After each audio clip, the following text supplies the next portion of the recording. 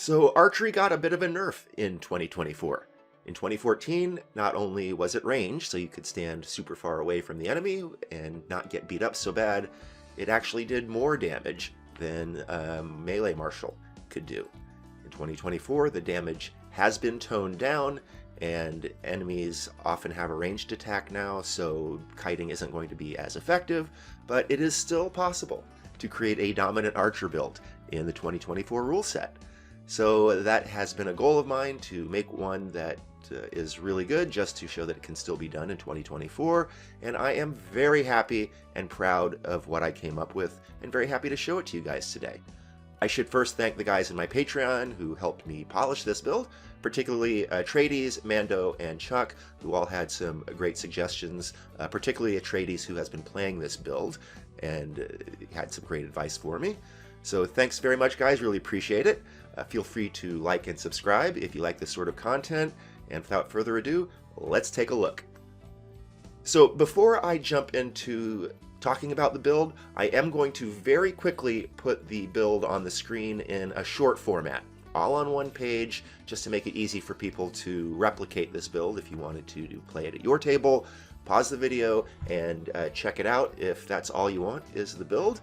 And I guess you could stop the video now if that's all you wanted, but feel free to keep listening, because I'm going to explain why the build is the way it is, what choices we made, what alternatives you might wish to make for your table, why I took this option over that option, and how to actually deploy all of these things most effectively. All right, so let's jump into talking about the build. So the Boltmaster has been play tested, and it has performed fantastically, including in the Gauntlet, a mission that is intended to be a very difficult series of encounters to stress test builds.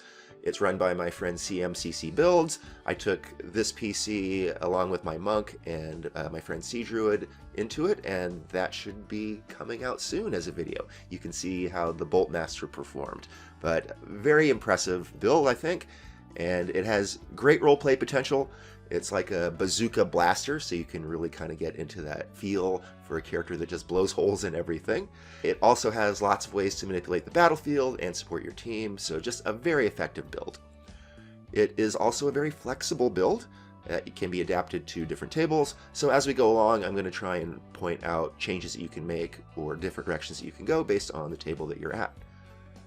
We are going to start with a stat array of Strength 13, Dex 17, Con 14, Intelligence 8, Wisdom 14, and Charisma 9. Obviously, we are setting up for a dip here later. We can take pretty much any skills you want. I like the ones that I picked to start: Perception, Athletics, Acrobatics, Sleight of Hand, and we are going to be adding Nature and Survival later. But you can choose the ones that you want. I notably didn't take Stealth. I almost took it. You could take it. We are going to have disadvantage on our Stealth checks up until level 13, but we are going to have ways to buff that roll, so we could still be pretty good at Stealth. You might want to take that instead of Athletics or something. As our tool, we are taking Thieves' Tools Proficiency to give us some non-combat utility. Pick and Locks is very important in Dungeons & Dragons, and because we have Sleight of Hand Proficiency, that should give us advantage on the roll, since if you have proficiency in both the skill and the tool, you get advantage. We are going to play an Orc, and Orc is just a fantastic fit for this build. It has 120-foot dark vision, so it's going to generate attacks at advantage in certain cases in darkness when you're facing enemies with only like 60-foot dark vision or no dark vision. It has Adrenaline Rush, which is really excellent for added mobility. I'm a big fan of maneuverability options, and Adrenaline Rush is pretty awesome. It's going to allow the PC to get a clear shot at enemies who are trying to use cover, and it's going to help us kite in and out of cover more effectively. It also confers temporary HP, which never hurts. And we get Relentless Endurance as an Orc, and you know, that's always amazing when it comes up. Like a free no magic death ward, I'm always happy to take that. So I think Orc is a great choice for this build. And for our origin feat, we are going to take Alert. It's going to combo with Ambush, which we're picking up later, and our High Dex to ensure a great shot at going first in initiative, and it is going to allow us to swap initiative with an ally. And that's kind of like our main goal here, since this build doesn't have a huge need to go first except to get to cover, but by having alert we're going to be able to get our spellcaster, for example, going first, and then they can cast their big control spell, and then you can go a bit later. It's very powerful in 2024, so it's good for at least one person in the party to have alert, and we got it. Now, you can choose something else. Alert is not critical to the build. If you want a different origin feat like Lucky or Savage Attacker or Musician, I'm not going to argue. I will point out that Tough is not as attractive for this build since we will be kiting and not tanking, and Magic Initiate is not as attractive because normally you take that so you can add Shield to your spell list, but we don't have spell slots. Shield isn't going to be as effective for us. But if you like a different feat, take it. Moving into level 1. We are going to be using the hand crossbow as our main weapon to maximize the damage and to get us a second attack. We will be weapon juggling, so you're going to need to start with 2 hand crossbows, or at the very least get a second hand crossbow as soon as possible. And it's just good to have 2 attacks in T1. The enemies have low hit points, and so a lot of times they're going to be on a sliver of health, and you can kill them with 1 shot and then direct the second shot at another creature. If you have just 1 big attack, you have to waste it on killing things with like 1 health, and it's just better to have 2 attacks. We are going to drop the hand crossbow in tier 2 when we get better damage options with more range, and to better leverage the magic weapon that we expect to get. Right? This is Dungeons & Dragons and you get magic weapons, and so even though we don't account for them in the White Room all the time, the fact is that weapon juggling is way better in the White Room than it is in real life, because you actually get items at a real table and those matter, and so I adjusted the build a little bit to make sure that we could accommodate a magic weapon. We will be using the net as a secondary weapon, as appropriate, because the net is very powerful in 2024. See my deep dive video on the net, which I will include a link of in the description below to see how powerful the net is, but it's really good and we are going to use it. We will be taking Scale Mail for AC 16, but it does give us disadvantage on stealth checks. We cannot use a shield because we need a free hand to satisfy the ammunition property of our weapons, and the PC will be, kiting and utilizing cover in order to avoid damage and not relying so much on our AC. And admittedly, during the first few levels when we're using a hand crossbow, we're going to have to be like 30 feet away, so it might not be that easy for us to avoid combat, but that is the goal, to use kiting as our main defense and not our AC. We will have strength and con saves, meaning our mental saves are going to be weak. So we do need to address that, and we are going to address that later. But the con saves are nice and will be helpful later when we dip and have concentration. It'll help us with our concentration. We will take Fighting Style Archery, kind of an obvious call for an archer build. It's still fantastic in 2024, even though it's not as good as in 2014 when Sharpshooter had that -5 penalty, and then you got the +2, and so that made it really, really good. But it is still good in 2024. You're only going to miss about 1/4 of your shots as opposed to 1/3. That's a pretty big bump. We have Second Wind, and that's obviously way better in 2024 since you get multiple uses, plus riders at higher levels, and we get 3 weapon masteries to start. Pretty obvious choices, but they're all very important. The hand crossbow comes with Vex, and so that's going to help us land hits by getting some attacks at advantage. The heavy crossbow has Push, and I think that's one of the best masteries in the game. I mean, it's just really nice to control battlefield conditions that way. It's a great combo with emanations and spike growth and environmental hazards, like push them off a bridge or push them into lava or something. It's, like a free repelling blast, so I really like that mastery. And then slow on the longbow is also excellent, especially if you can combo it with allies' other slow debuffs, like the spell Ray of Frost, or if you have a monk who tries to stun them and they save, even if they save on a stun now, it cuts their move in half. So you can combine this with other slow debuffs and really restrict somebody's movement. The ability was actually quite useful in the Gauntlet. It came in clutch in a particular encounter, so hopefully you'll watch that to see how it played out. And I will put our starting attack sequence for round 1 up on the screen. If you're going to play this build, check it out so you know how to deploy these abilities. I'm not going to go into it for the video, but I will occasionally, as we update it, keep putting it up there for people who are going to play this build so they know how to deploy it. Jumping into level 2, we are taking a second level of fighter. We are getting Action Surge, which is always amazing. although it is a little bit currently awkward to deploy because of the crossbow having the loading property, and so we're actually going to need a third weapon in order to pull off our action surge rounds, but it's a necessary hassle. We're also going to be getting Tactical Mind, which is an excellent addition to the fighter kit for 2024. That's going to mean we're almost better at picking locks than the rogue, since we can just add a d10 when we fail that check, and it will help a lot with our stealth rolls. Remember I said we were going to have ways to bump our stealth, and this is one of them. Even though we're at disadvantage because of the armor, we can stealth, a good percentage of the time.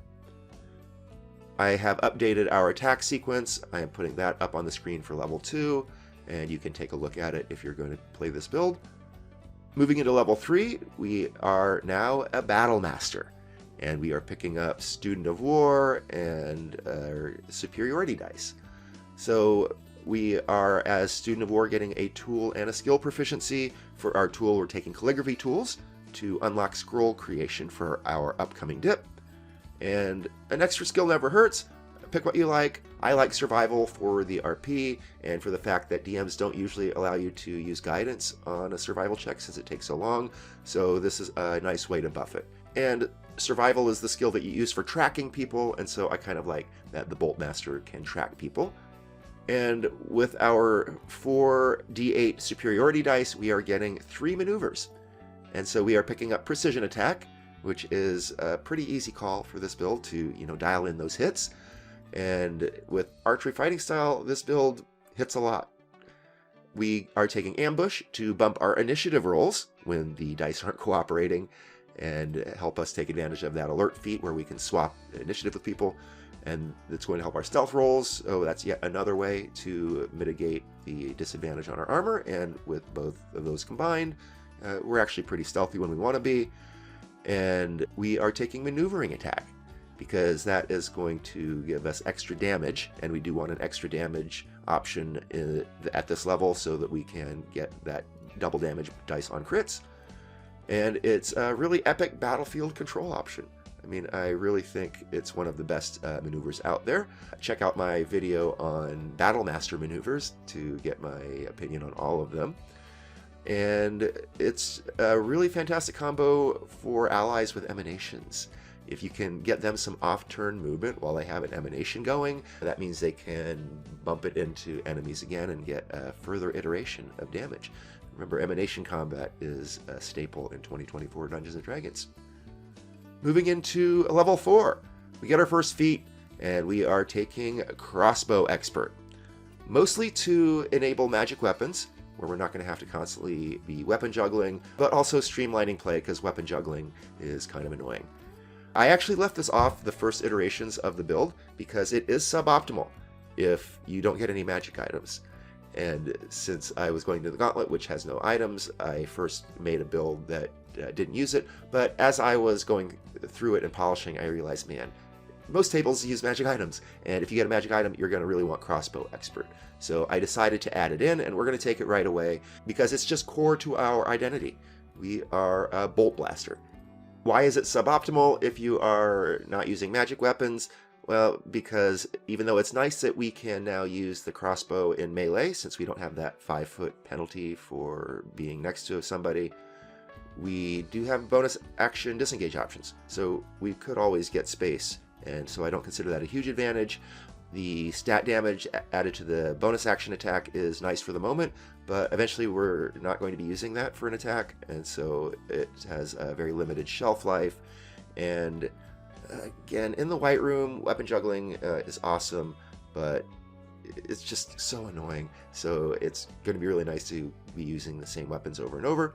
If you are playing in a low or no item scenario, like a one-shot where you're not going to get items like we were in the Gauntlet, then I would definitely take Mage Slayer here and not Crossbow Expert. You can get by with the juggling if you don't have to deal with magic items.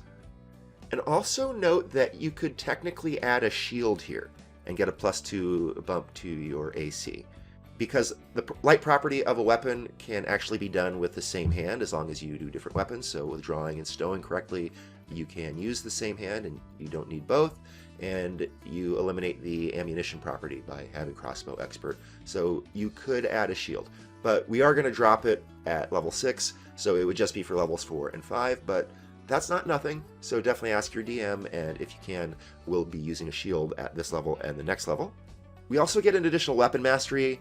I just added Nick for the scimitar, but honestly, weapon masteries aren't going to help us. We have the 3 that you need, and any more that we get, and we do get quite a few more, just, it doesn't matter. Pick anything you want. At level 5, we get extra attack, and that is always elite. Always happy to get it. Be aware if you are weapon juggling and didn't take crossbow expert that you are going to have to switch to the longbow for your action surge rounds, but if most people who did take crossbow expert, it's going to be fine. You've got extra attack, and that is always amazing. We also get tactical shift, which gives us a second bonus action disengage option, and I'm assuming that we can afford half plate at this level to bump our AC to 17. Doesn't matter at your table if this is early or late, definitely get it as soon as possible. And we are going to be updating our attack sequence for adding an extra attack, which I will put up on the screen, and you can check it out if you are going to be playing this build. At level 6, we are now a 6th level fighter and adding Great Weapon Master with our second feat. So this is a huge change for our build. We are now going to be swapping our main weapon to the heavy crossbow. With Great Weapon Master, that offers comparable damage to using a bonus action hand crossbow attack with Vex. It's not superior, but it is comparable, and it offers a whole bunch of other advantages. It has much greater range.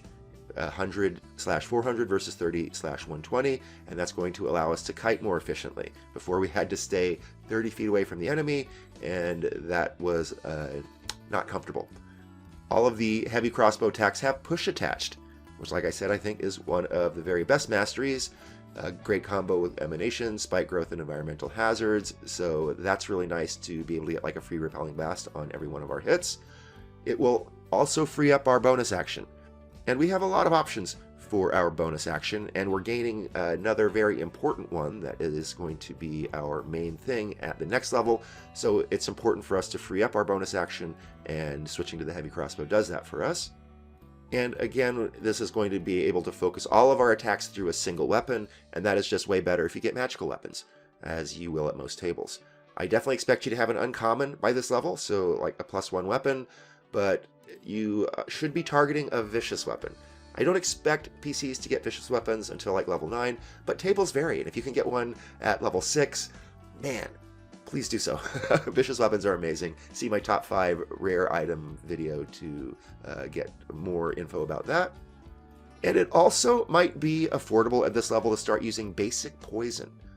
Basic poison is pretty good.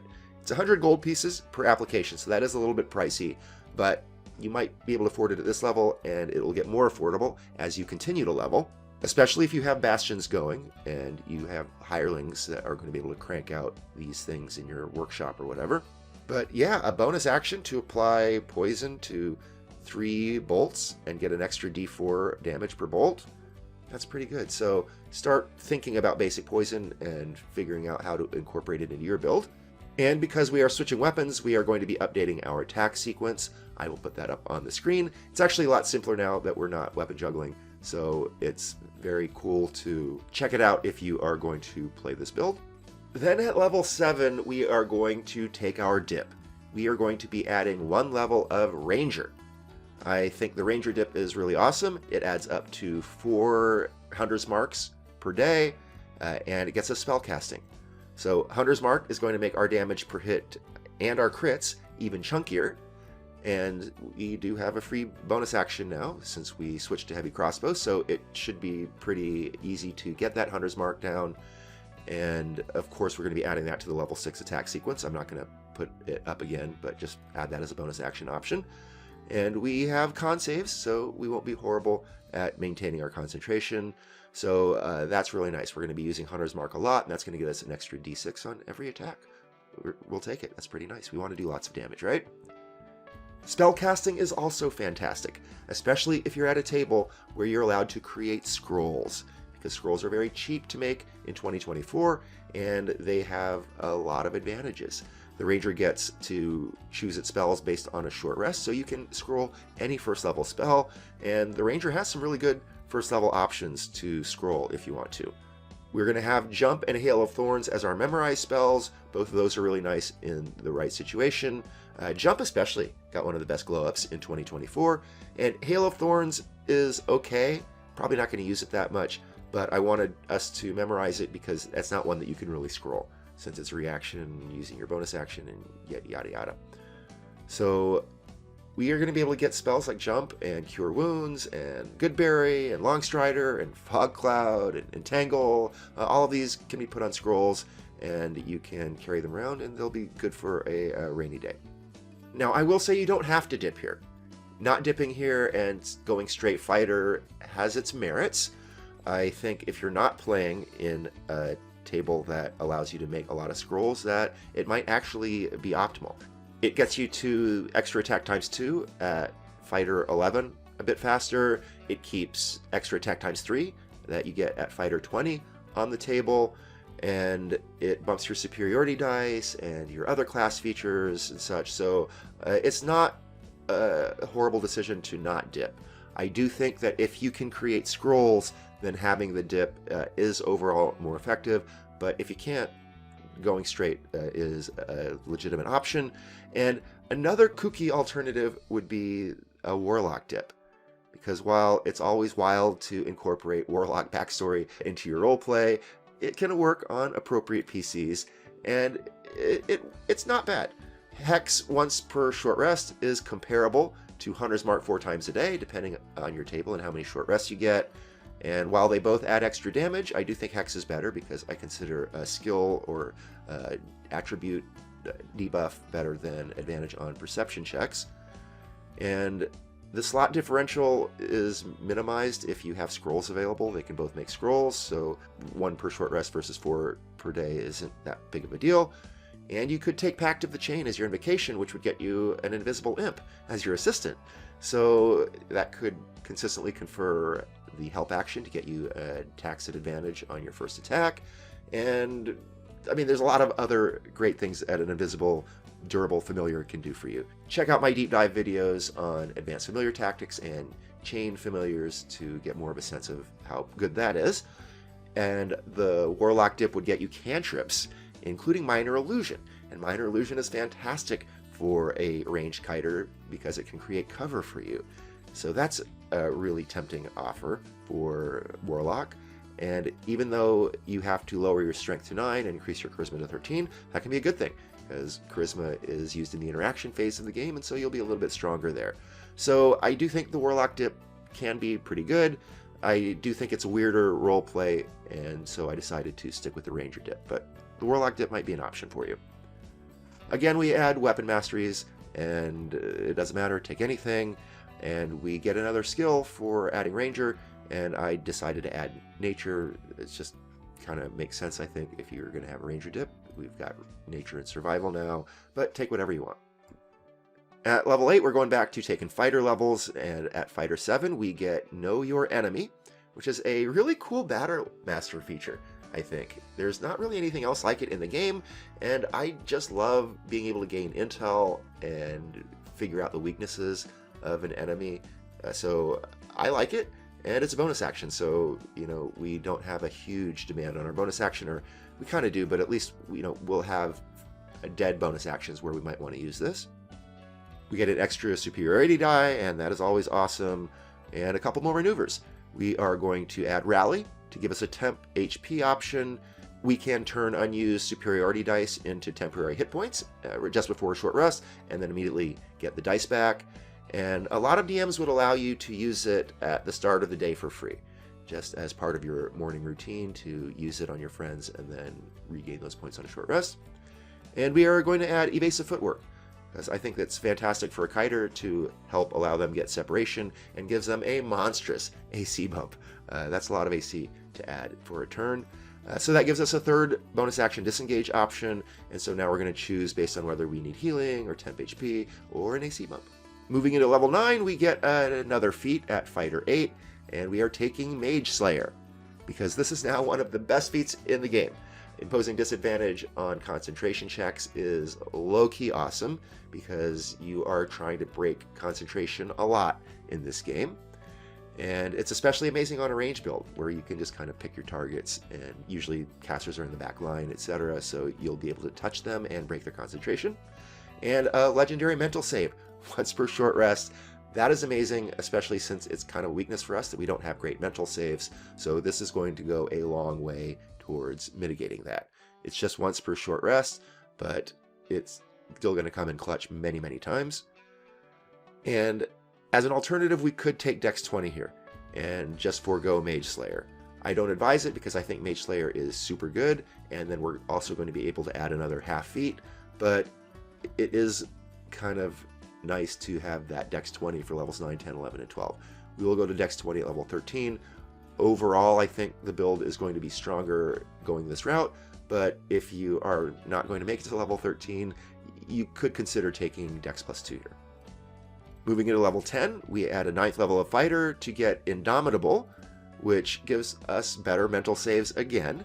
It's just so much better in 2024 since you add your level to the reroll, and that's going to help us dial in our mental saves as well as Mage Slayer. And we are getting Tactical Master, which I think is super fantastic here. That means you get to add Push, Sap, or Slow to any of your weapons. And even though we already have Push on the heavy crossbow, which is our main weapon, Slow and Sap are really nice. Again, Slow can be comboed with ally debuffs to the enemy's move, and you can really stick someone without any move speed. And Sap is awesome. Very defensive. It's going to help your marshals on the front line out to confer attacks at disadvantage, or at least one per round. And again, we get more weapon masteries, but they don't matter. Take anything. Moving into level 11, we get a bump to our superiority dice. It's now d10 times 5. We are going to get a couple more maneuvers, and we are going to add menacing attack. So we get more damage from that, and it's a pretty solid control option. Conferring frightened at range is really good because they can't approach closer to you, and so that means it's better if you're far away, because if you're close to them, they can just go around you. And we are also going to add trip attack, just to add more damage and give us another control option. Admittedly, knocking them prone hurts you since you are using ranged, so you might want to, wait to see if you hit on your last attack to use trip, but it will set up your melee allies, and it is also very useful for knocking flying enemies out of the sky. Because if you prone them in the sky, they fall, and they will come to the ground, take falling damage, be prone, and all of your marshals can reach them. Moving into level 12, we are now a Fighter 11, and we get extra attack times 2. Oh baby, we have been salivating for this extra attack times 2. This is what really separates fighters from other classes. We get that third attack with our attack action, and we are down for it. I'm going to post an updated attack sequence up on the screen, and if you're playing this build, you can check it out. Moving into level 13, we are going to be taking Piercer as our next feat to finally max our dexterity. That's going to allow us to swap to studded leather armor and not increase our AC, but at least get rid of that penalty towards stealth rolls. And Piercer is going to bump our damage and give us some really juicy crits. It's a D10 weapon, so adding an extra crit die is going to have an impact and just be ginormous fun, because doing huge crits is just a ton of fun in this game, right? It gets lost a little bit, I think, in optimizing when you're always using averages, but man, when you're playing and you stick that crit and do a boatload of damage, it's amazing. Moving into level 14, we are getting another iteration of Indomitable, which is always amazing, and Studied Attacks, which is kind of a ribbon for us as we rarely miss, but we do miss sometimes, so we'll take it. Advantage on the next attack is pretty solid. Then at level 15, we are taking Resilient Wisdom to further buff our mental saves. And so now with Wisdom proficiency as well as Mage Slayer and Indomitable, we are pretty good in the mental saves department. At level 16, we are Fighter 15 and get Relentless.